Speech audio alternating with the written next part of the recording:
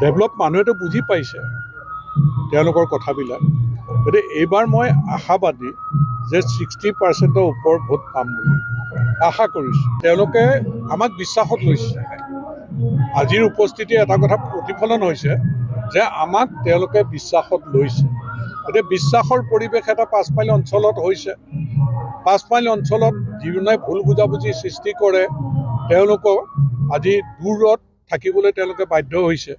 দালাল শ্ৰেণীৰ মানুহ আজি দূৰত আছে, আপোনালোকে লক্ষ্য কৰিবচোন। বেয়া চিন্তা কৰা মানুহবিলাক আজি দূৰত আছে, আমিও চিনি পাইছোঁ।